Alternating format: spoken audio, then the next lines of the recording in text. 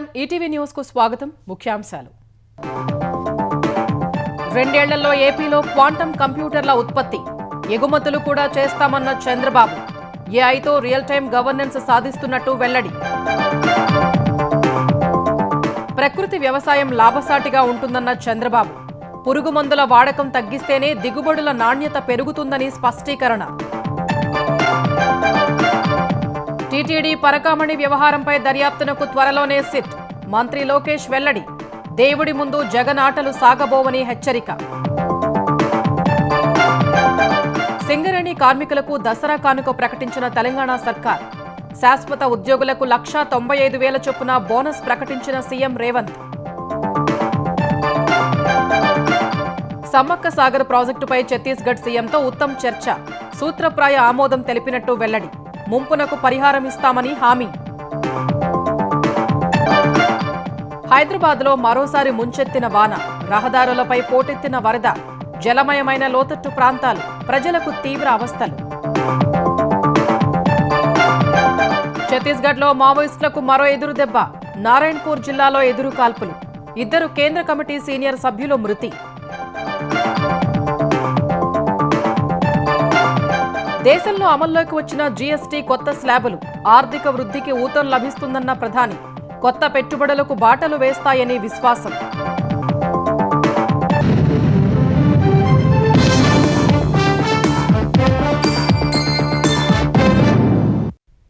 రాబోయే రెండేళ్లలో ఆంధ్రప్రదేశ్లో క్వాంటం కంప్యూటర్లను ఉత్పత్తి చేసి ఎగుమతి చేస్తామని ముఖ్యమంత్రి చంద్రబాబు వెల్లడించారు క్వాంటం వ్యాలీతో కృత్రిమ మేధ అనేది డెడ్లీ కాంబినేషన్ అని చెప్పిన సీఎం రాబోయే 10 ఏళ్లు చాలా ముఖ్యమని చెప్పారు ప్రపంచంలో వేగంగా మార్పులు వస్తున్నాయని వాటిని అందిపుచ్చుకుంటూ 2047 నాటికి భారత్ అతిపెద్ద ఆర్థిక వ్యవస్థగా అవతరించడం ఖాయమని స్పష్టం చేశారు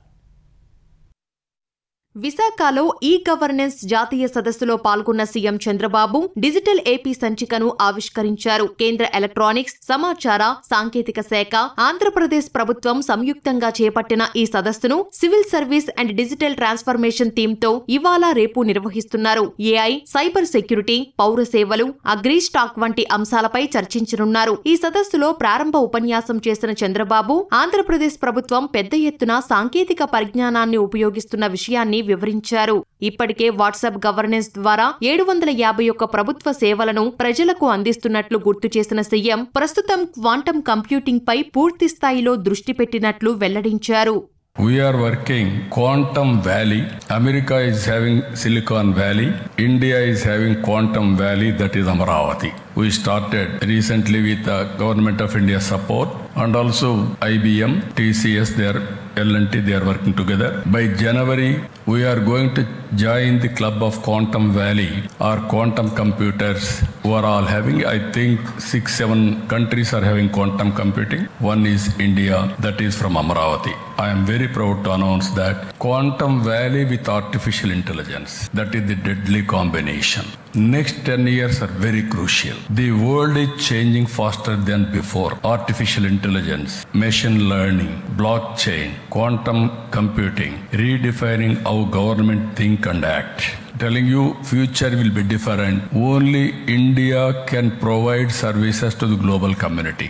ప్రధాని మోదీ ప్రకటించిన స్వదేశీ నినాదాన్ని సమర్థించిన చంద్రబాబు భారత్కు అద్భుతమైన భవిష్యత్తు ఉందని పేర్కొన్నారు Our Honorable Prime Minister has rightly mentioned Swadeshi movement. If we can focus on Swadeshi first, then we can create big brands. Then if we can expand producing everything, we can meet the global demand also that is going to happen in the near future. Now we are creating a mechanism to produce quantum computers. I am assuring you within 2 years' time, India is going to produce quantum computers and we are going to export and meet domestic competition in the near future. That is going to happen now. By 2047, India will be #1 economy. Nobody can stop it. ఏపీలో AI వినియోగించడం ద్వారా real time governance సాధిస్తున్నామని చెప్పిన చంద్రబాబు ప్రతి ఇంటి నుంచి ఒక పారిశ్రామికవేత్త రావాలనే లక్ష్యంతో పనిచేస్తున్నట్లు గుర్తు చేశారు ఏపీలో స్టార్టప్లకు కూడా విస్తృత అవకాశాలు ఉన్నాయని పేర్కొన్నారు ప్రకృతి వ్యవసాయం రైతులకు బాగా లాభసాటిగా ఉంటుందని ముఖ్యమంత్రి చంద్రబాబు చెప్పారు మారుతున్న అవసరాల దృష్ట్యా ప్రకృతి వ్యవసాయాన్ని పెద్ద ఎత్తున ప్రోత్సహిస్తామని వ్యవసాయ రంగంపై శాసనసభలో జరిగిన చర్చలో వివరించారు. రైతులు వ్యవసాయం కోసం ప్రభుత్వం చేపడుతున్న చర్యల్ని పవర్ పాయింట్ ప్రెజెంటేషన్ ద్వారా వివరించిన చంద్రబాబు పాడి పరిశ్రమను ప్రోత్సహించడం ద్వారా వృద్ధి రేటు సాధించేందుకు అవకాశాలు ఉన్నాయన్నారు. ఉద్యాన రంగం ఏపీలో మరో గేమ్ చేంజర్లా మారుతుందని తెలిపారు. ట్రంప్ దెబ్బకు ఆక్వా రంగం విలవిల్లాడుతోందన్న చంద్రబాబు కొత్త మార్కెట్ల కోసం కేంద్రంతో మాట్లాడుతున్నట్లు చెప్పారు. రైతులు రసాయన ఎరువులు, పురుగుమందుల వినియోగం తగ్గించాలని సూచించిన సీఎం అప్పుడే నాణ్యమైన పంట ఉత్పత్తులు వస్తాయని, నాణ్యమైన ఆహారం ప్రజలకు అందించవచ్చని స్పష్టం చేశారు. ఈ విషయంలో రైతుల్ని రెచ్చగొట్టే వారి పట్ల అప్రమత్తంగా ఉండాలని హెచ్చరించారు. అగ్రికల్చర్ మార్కెట్ కమిటీస్ అన్నిటికీ కమిటీలు వేసి, నాన్ అఫిషియల్ కమిటీలు వేసి వాళ్ళను కూడా యాక్టివేట్ చేశాం. ప్రతి నియోజకవర్గంలో రాబోయే రోజుల్లో ఒక రైతు బజారు కంపల్సరీగా ఉంటుంది. అర్బన్ ఏరియాలో మాత్రం ఇంకా ఎక్కువైతే రైతు బజార్లు పెడతాం. ధరలు నియంత్రణ చేయడం కోసం రైతు బజారు బ్రహ్మాండంగా పనిచేస్తుంది. ఇందులో లేటెస్ట్ టెక్నాలజీస్ కూడా ఈరోజు సబ్జీ కూలర్స్, మొబైల్ రైతు బజార్లు పెట్టడం, నేచురల్ ఫార్మింగ్ స్టాల్స్ పెట్టడం, ఇలాంటి వినూత్నమైన కార్యక్రమాలతో ముందుకు పోతాం. రాబోయే రోజుల్లో చాలా ముఖ్యం నేచురల్ ఫార్మింగ్. 25-26కి 8,128 గ్రామ పంచాయతీల్లో 7,39,000 హెక్టార్ నేచురల్ ఫార్మింగ్ ని ప్రోత్సహిస్తున్నాం. It is going to become big game changer. రైతుకు వ్యవసాయం గిట్టుబాటు కావాలంటే natural farming is the best one. TTD పరకామణి వ్యవహారంలో త్వరలోనే సిట్ వేస్తున్నామని ఆంధ్రప్రదేశ్ విద్యాశాఖ మంత్రి నారా లోకేష్ తెలిపారు. జగన్ ఆయన బృందం దేవుడి దగ్గర ఆటలాడారని, అందుకే దేవుడు ఏం చేయాలో అది చేశాడని మీడియా ఇష్టాగోష్ఠిలో ఆక్షేపించారు.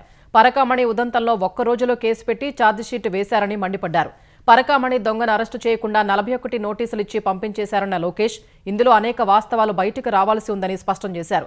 తిరుపతి కల్తీ నెయ్యి వ్యవహారంలో కీలక ఆధారాలు బయటకు వస్తున్నాయని లోకేష్ తెలిపారు. నెయ్యి అని చెప్తున్న పదార్థంలో నెయ్యి లేదని సీబీఐ దర్యాప్తులో తేలినట్టు గుర్తు చేశారు. జగన్ 5 ఏళ్ల కాలంలో హిందూ వ్యవస్థల్ని భ్రష్టు పట్టించారని లోకేష్ ఆగ్రహం వ్యక్తం చేశారు. కరుణాకర్ రెడ్డి క్రైస్తవ మతం ఆచరిస్తుంటే ఆయనకు జగన్ టీటీడీ చైర్మన్ పదవి ఎలా ఇచ్చారని నిలదీశారు. సింగరేణి కార్మికులకు తెలంగాణ ప్రభుత్వం దసరా కానుక ప్రకటించింది. సింగరేణి శాశ్వత ఉద్యోగులకు బోనస్గా 1,95,000 చొప్పున పంపిణీ చేయనున్నట్లు తెలిపింది. ఈ మేరకు సింగరేణి లాభాల్లో 34%, 41,000 మంది శాశ్వత ఉద్యోగులు, 30,000 మంది కాంట్రాక్టు ఉద్యోగులకు పంపిణీ చేయనున్నట్లు వివరించింది. దసరాను దృష్టిలో పెట్టుకుని హైదరాబాద్లో మీడియాతో మాట్లాడిన ముఖ్యమంత్రి రేవంత్ రెడ్డి, ఉప ముఖ్యమంత్రి భట్టి విక్రమార్క ఈ ఏడాది సింగరేణి ఉద్యోగులకు బోనస్ వివరాలు తెలియజేశారు. సింగరేణి తెలంగాణ ప్రభుత్వానికి ఆత్మ వంటిదన్న భట్టి గత 10 ఏళ్లలో సంస్థను వేలానికి దూరం పెట్టడం వల్ల 2 బ్లాక్లు గత ప్రభుత్వ నేతల సన్నిహితుల చేతికి వెళ్లాయన్నారు. ఆ 2 బ్లాక్లను సైతం సింగరేణిలో భాగస్వామ్యం చేసేలా మార్గాలను అన్వేషిస్తున్నట్లు కార్మికులకు భరోసా ఇచ్చారు. మొత్తం 71,000 మంది సింగరేణి ఉద్యోగులకు దసరా బోనస్ పంపిణీ చేస్తామన్న ఆయన కోల్ ఇండియా నుంచి వచ్చే బోనస్ ను దీపావళికి పంపిణీ చేస్తామని తెలిపారు. ఇప్పటికే profit after tax Singareni college సంబంధించి 6,394 కోట్లుగా, అట్లాగే సింగరేణి వ్యవస్థని విస్తరింపజేయడానికి ఇన్వెస్ట్మెంట్ కోసం 4,034 కోట్లుగా, పోను ప్రాఫిట్ గా మిగిలినటువంటి ఈ 2,360 కోట్లని సింగరేణి కార్మికులకి పంచే కార్యక్రమాన్ని దాదాపు దాంట్లో భాగంగా 34% ఈ రోజు చాలా సంతోషంగా రాష్ట్ర ప్రభుత్వం సింగరేణి సంస్థ తరఫున ప్రకటన చేస్తా ఉన్నాం. ఇది సింగరేణి కాలనీస్ లో ఉన్నటువంటి 41,000 మంది ఎంప్లాయీస్ కి, కాంట్రాక్ట్ ఎంప్లాయీస్ గా ఉన్నటువంటి 30,000 మందికి పంచబడటం జరుగుతూ ఉంది. దీనివల్ల సింగరేణి కాలనీస్ లో ఉన్నటువంటి ఎంప్లాయీస్ కి, ఒక్కొక్క ఎంప్లాయీకి 1,95,610 రూపాయలు పండగ సందర్భంగా పంపిణీ చేసే కార్యక్రమాన్ని ప్రకటిస్తా ఉన్నాం. దేశంలోనే తొలిసారిగా కాంట్రాక్టు ఉద్యోగులకు బోనస్ పంపిణీ చేస్తున్నట్లు చెప్పిన సీఎం రేవంత్ రెడ్డి 30,000 మంది కాంట్రాక్టు కార్మికులకు 5,500 చొప్పున ఇస్తున్నట్లు వివరించారు. ఇదే సమయంలో సింగరేణి, విద్యుత్ సంస్థలు ఇబ్బందుల్లో ఉన్నాయని, వాటి పరస్పర బకాయిల సమస్యను పరిష్కరించే అంశంపై చర్చిస్తున్నట్లు వెల్లడించారు. ఈ రోజు సింగరేణి సంస్థ, విద్యుత్ సంస్థలు ఈ 2 చాలా ఇబ్బందులను ఎదుర్కొంటున్నాయి, బకాయిలు పెరిగిపోతున్నాయి. ఈ రెండింటిని పరిష్కరించాల్సిన బాధ్యత ప్రభుత్వానిదే. క్రాస్ సబ్సిడీ కింద నిధులు కేటాయించాల్సిన బాధ్యత ప్రభుత్వానిదే. ఏమైనా ఒక పైసా పెంచుదామంటే కూడా మీరందరూ అట్లా కుదరదని మీరు బల్లబుద్ధి వాదిస్తున్నారు. పెంచకుండా, ఆదాయం పెరగకుండా మనం దీనికి సంబంధించిన ఏ రకంగా బ్యాంకు లోన్లు కానీ, రేట్ ఆఫ్ ఇంట్రెస్ట్ కానీ వీటన్నిటిని తగ్గించుకోవడము లేదు. మనం మార్కెట్లో కలెక్షన్స్లో ఎక్కడైనా ల్యాప్సెస్ ఉన్నాయా, ట్రాన్స్మిషన్ లాసెస్ ఏమన్నా ఉన్నాయా, వీటన్నిటిని కూడా పరిగణలోకి తీసుకొని ఈ రోజు ప్రభుత్వం ఒక ప్రణాళికతో రావాలని అనుకుంటున్నాం. తప్పకుండా సింగరేణి బకాయిలను దృష్టిలో పెట్టుకుంటాం, విద్యుత్ శాఖకు సంబంధించిన బకాయిలను కూడా దృష్టిలో పెట్టుకొని ప్రభుత్వం నిర్ణయం తీసుకుంటుంది. జీఎస్టీ మార్పుల వల్ల రాష్ట్రాలు ఆదాయం కోల్పోతున్నాయన్న రేవంత్ రెడ్డి ఆ మేరకు కేంద్రం భర్తీ చేయాలన్నారు. వచ్చే 5 ఏళ్లు కేంద్రం వైబిలిటీ గ్యాప్ ఫండ్ ఇవ్వాలని కోరారు. రీజనల్ రింగ్ రోడ్ ఉత్తర దక్షిణ భాగాలు సహా రేడియల్ రోడ్ల నిర్మాణానికి భూసేకరణ ప్రక్రియను త్వరగా పూర్తి చేయాలని సీఎం రేవంత్ రెడ్డి అధికారుల్ని ఆదేశించారు. తెలంగాణలోని జాతీయ ప్రాజెక్టులపై సచివాలయంలో సమీక్ష నిర్వహించిన ముఖ్యమంత్రి చిపులార్కు సంబంధించి కలెక్టర్లకు పలు సూచనలు చేశారు. అక్టోబర్ నెలాఖరుకు భూసేకరణ పూర్తి చేయాలన్నారు. భూములు కోల్పోయిన రైతులకు వెంటనే పరిహారం అందించాలని సీఎం ఆదేశించారు. హైదరాబాద్ నుంచి బందరు పోర్టు వరకు గ్రీన్ఫీల్డ్ హైవే రూట్ మ్యాప్ను త్వరగా ఖరారు చేయాలని సూచించారు. హైదరాబాద్ నుంచి శ్రీశైలంలో హైవేలో ఎలివేటెడ్ కారిడార్ నిర్మాణానికి కేంద్రం నుంచి వేగంగా అనుమతులు పొందాలన్నారు. కోర్టు పరిధిలో ఉన్న భూ సమస్యలు త్వరగా పరిష్కారమయ్యేలా చూడాలని అధికారులకు సీఎం రేవంత్ రెడ్డి స్పష్టం చేశారు. తెలంగాణలో పలు జిల్లాల్లో ఇవాళ కూడా భారీ వర్షాలు కొనసాగాయి. ప్రధానంగా హైదరాబాద్లో కురిసిన భారీ వర్షానికి పలుచోట్ల రహదారులపై వరద పోటెత్తింది. పలుచోట్ల వరద ఉధృతికి వాహనాలు కొట్టుకుపోయాయి. కొన్ని చోట్ల పాత గోడలు కూలగా విద్యుత్ స్తంభాలు నేలకూలాయి. తెలంగాణలోని పలు జిల్లాలు సహా హైదరాబాద్లో మరోసారి వర్షం దంచికొట్టింది. ఈ మధ్యాహ్నం వరకు ఎండకాయగా తర్వాత ఒక్కసారి కురిసిన వర్షానికి హైదరాబాద్లో రహదారుల్ని వరద ముంచెత్తింది. షేక్పేటలో 9.7 సెంటీమీటర్ల అత్యధిక వర్షపాతం నమోదవగా ఖైరతాబాద్లో 9, అమీర్పేటలో 6.1, వనస్థలిపురంలో 5.6 సెంటీమీటర్ల వర్షపాతం రికార్డైంది. ముషీరాబాద్, హిమాయత్ నగర్, సికింద్రాబాద్లలో 4 సెంటీమీటర్ల చొప్పున వర్షపాతం పడింది. ఒక్కసారి కురిసిన వర్షానికి జూబ్లీహిల్స్, బంజారాహిల్స్, ఫిలింనగర్, యూసఫ్గూడ, పంజాగుట్టల్లో రోడ్లను వరద ముంచెత్తింది. వరద తాకిడికి యూసఫ్గూడలో ఓ ద్విచక్ర వాహనం కొట్టుకుపోయింది.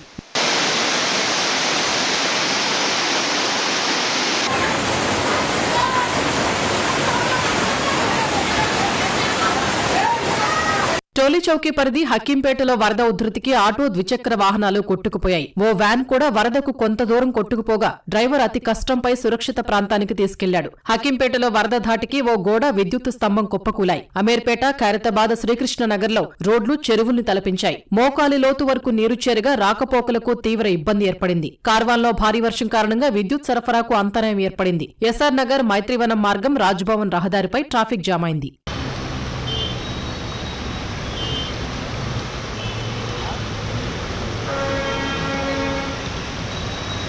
సికింద్రాబాద్, బేగంపేట, రాణిగంజ్, పాట్నీ, చిలకలగూడ, సీతాఫల్ మండి, మారేడుపల్లి, చార్మినార్, చాంద్రాణిగుట్ట, బహదూర్పుర, ఫలక్నుమా, ఉప్పుగూడ, కంచన్బాగ్, సైదాబాద్, మాదన్నపేట, మన్సూరాబాద్, నాగోల్లో భారీ వర్షం కురిసింది. ఎల్బీనగర్, బిఎన్ రెడ్డి నగర్, హైత్ నగర్, తుర్కయాంజల్, పెద్దంబరపేటలోని రోడ్లు నదుల్ని తలపించాయి. వనస్థలిపురంలో వరద ఉధృతికి ఓ ద్విచక్ర వాహనం కొట్టుకుపోయింది.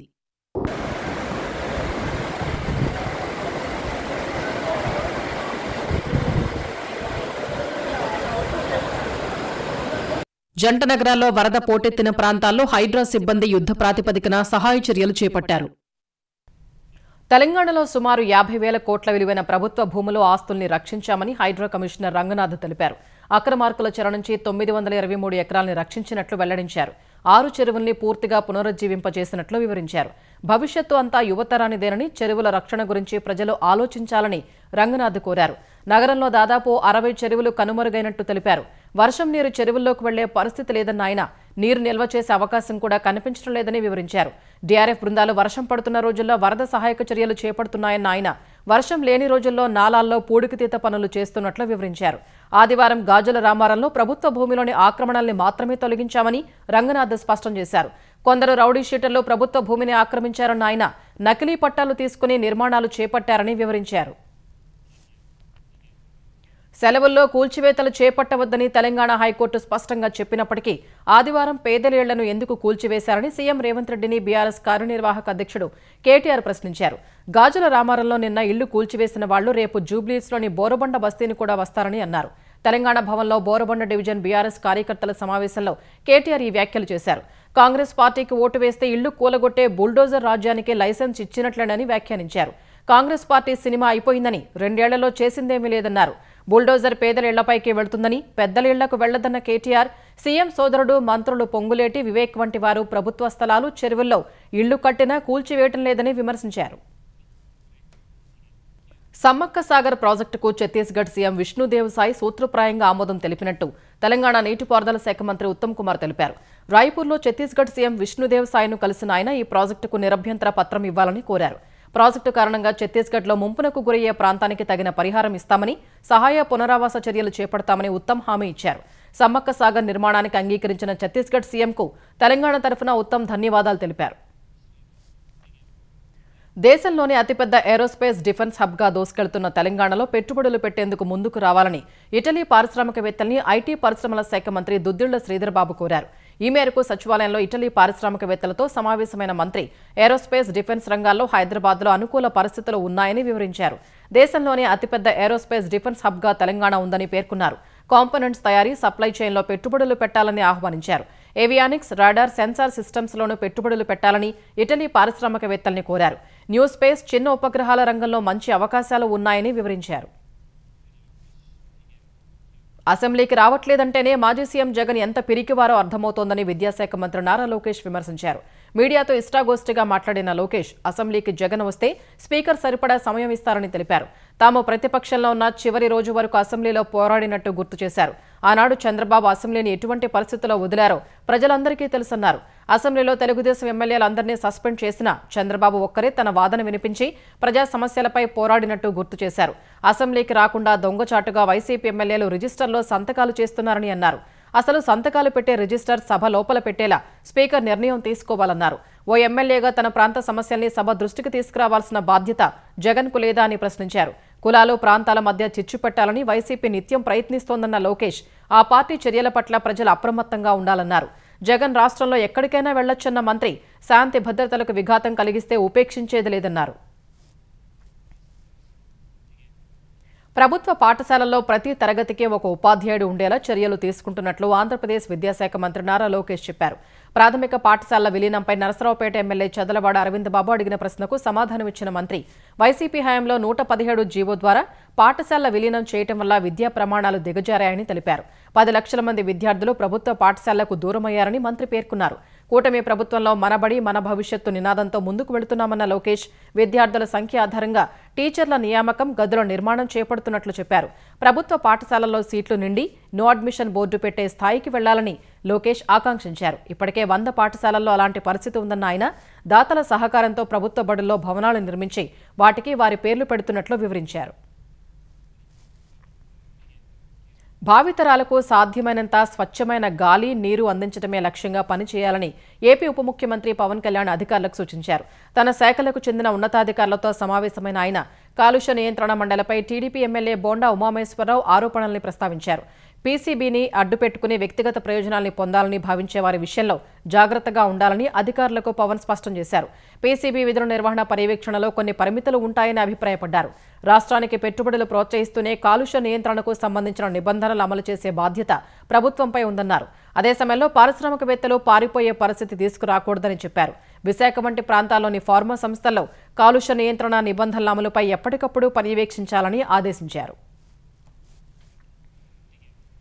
విజయవాడ, విశాఖ మెట్రో రైల్ టెండర్లలో పాల్గొనేందుకు జాయింట్ వెంచర్స్కు అవకాశం కల్పించినట్లు AP metro rail corporation MD Ramakrishna Reddy తెలిపారు. తొలి దశలో విశాఖ మెట్రో 46.23 కిలోమీటర్లు, విజయవాడలో 38 కిలోమీటర్లకు సంబంధించి 40% సివిల్ పనులకు ఇప్పటికే టెండర్లు పిలిచినట్లు రామకృష్ణారెడ్డి చెప్పారు. టెండర్ నోటిఫికేషన్ విడుదల తర్వాత జరిగిన ప్రీబిడ్ మీటింగ్కు హాజరైన కాంట్రాక్టు సంస్థలు పలు వినతులు ఎండీ దృష్టికి తీసుకొచ్చారు. టెండర్లలో పాల్గొనేందుకు జాయింట్ వెంచర్స్కు అవకాశం ఇవ్వాలని, పనుల్ని చిన్న చిన్న ప్యాకేజీలుగా విభజించి టెండర్లు పిలవాలని కోరారు.